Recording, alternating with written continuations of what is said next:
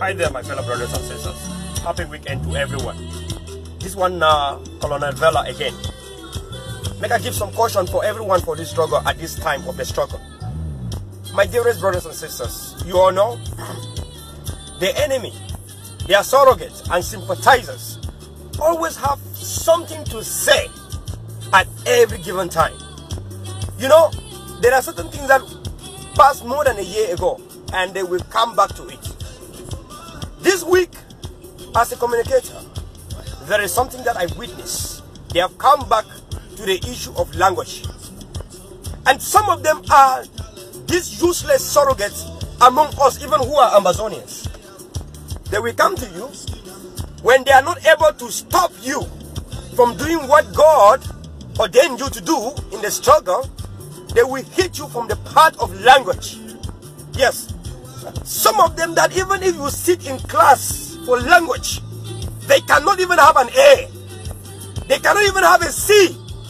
They don't even have A grades in their ordinary level English languages. Yes, but they come to the struggle and they pinch us from language part. As if it is language that will take us to Boya. Let us remind these people that when the struggle started, we wrote a lot of documentaries, editorials. We wrote a lot of news and we even appeared in many newspapers because of our writings.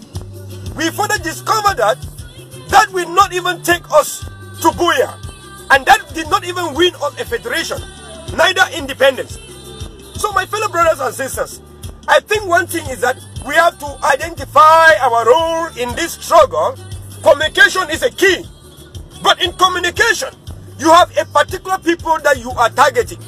The target of your communication, the people you want to understand the message. That is what matters. What matters is not if the whole world can understand you. We are not fighting to liberate the whole world. We are fighting for the people of Amazonia. The people we are fighting for are people who understand Pidgin English. And our writings do not need to be grammatical. We have to write in some languages that our people understand. Example, when we say the kangaroo regime in Yaoundé, the Gansa regime in Yaoundé, the mafia regime in Yaoundé, the cockroach masters of Yaoundé, the colonial masters, our people understand all these words. Our people understand all these slangs and all this language. Yes, they know it because that is what we are in this struggle standing, coding our own words, our own language to suit us. This week, you have them coming. Those surrogates that we know them already. Those bad activists, we know them already. They are moving around and correcting language as if, brothers and sisters, La Republic has corrected us for almost a year now. And we have not given up.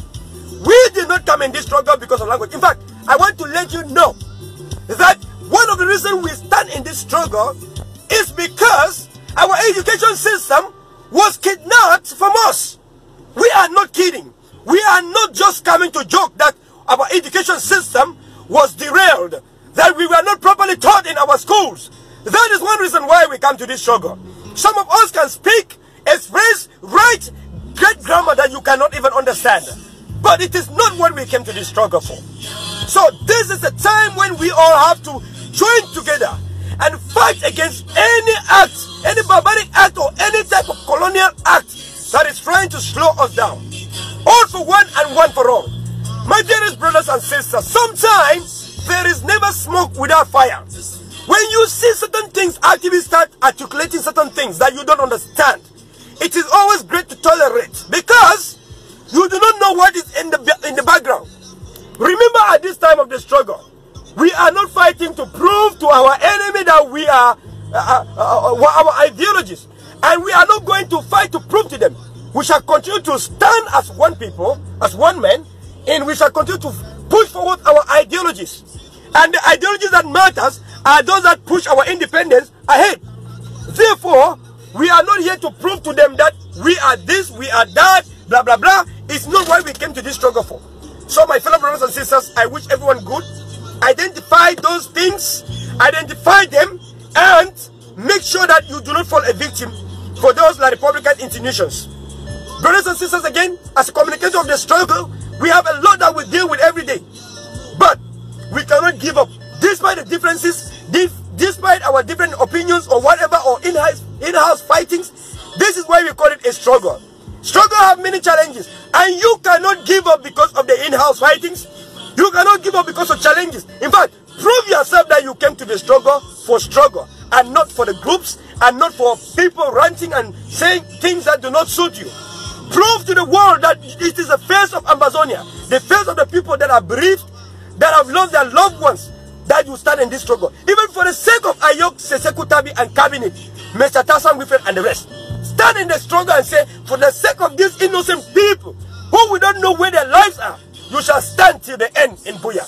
That is one of the reasons why you see some of us standing. It's not because our family love to see us. We put our life at risk, the lives of our families at risk, and we know that. So, again, at the end of the day, you have to always identify yourself and know who you are. Define who you are. Don't let the enemy define you. That's why I define myself as a CEO. I define myself as a colonel for the struggle. And I shall continue to define myself how I feel to stand in this struggle. At the end of the day, I ask myself, what have I done to this struggle?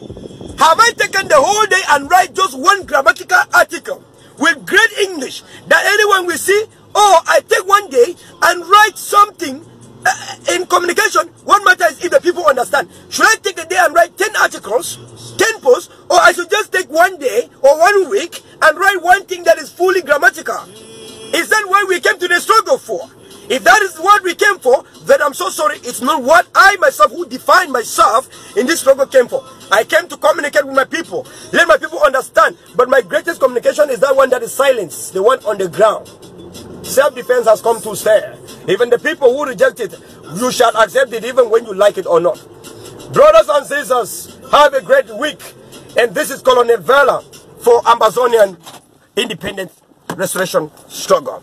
Have a wonderful week. Bye. Thank you so much. God bless.